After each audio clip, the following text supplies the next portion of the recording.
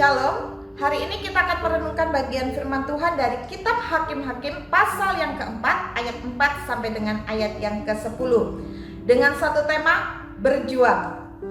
Dalam sebuah pertempuran atau peperangan, berjuang merupakan sikap yang wajib dimiliki oleh seorang prajurit guna mencapai tujuan utama, yaitu kemenangan. Berjuang juga dilakukan oleh tokoh-tokoh Alkitab yang dapat kita baca dalam kitab Hakim-Hakim pasal 4 ayat 4 sampai dengan 10. Yaitu ada tokoh pemimpin yang begitu luar biasa, Deborah. Dan juga ada Barak sebagai panglima yang berjuang bersama-sama untuk mendapatkan sebuah kemenangan. Kita melihat bagaimana mereka mendapatkan sebuah keberhasilan dalam perjuangan mereka di medan perang, yaitu hubungan dekat dengan Tuhan. Hal ini menjadi hal yang paling utama. Mengapa Deborah mendapatkan kemenangan dan bisa memimpin dengan baik? Karena Deborah memiliki relasi yang dekat dengan Tuhan.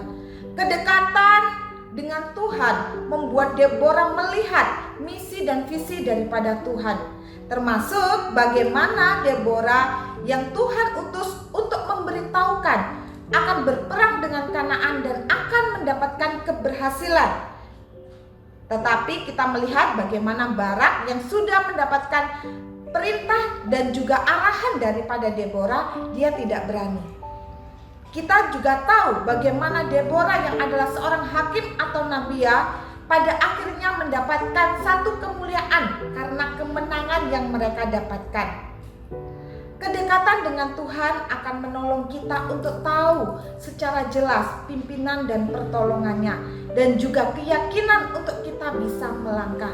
Kedekatan kita dengan Tuhan dapat selalu kita pupuk ketika kita memiliki waktu teduh pribadi dengan Tuhan dan doa pribadi dengannya. Kita akan melihat bagaimana Tuhan menolong dan menopang kita untuk terus berjuang di dalam medan perang kita masing-masing dan dalam pergumulan kita masing-masing.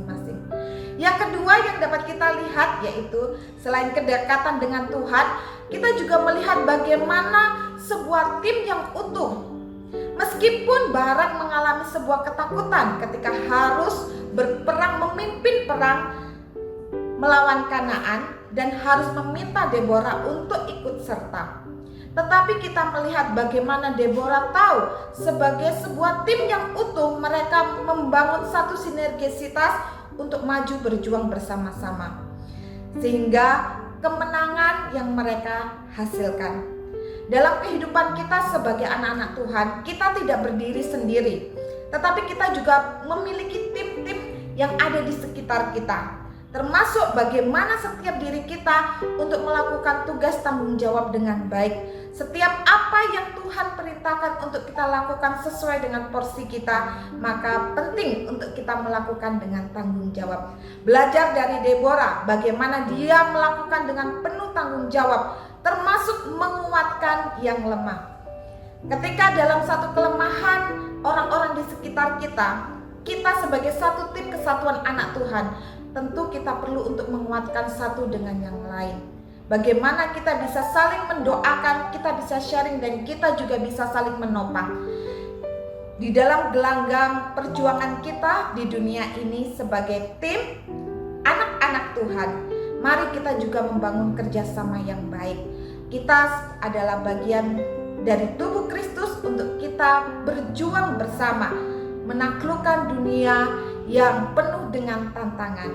Di dalam Tuhan, perjuangan kita akan mendapatkan satu keberhasilan, yaitu sebagai anak-anak Tuhan yang datang untuk boleh menjadi berkat.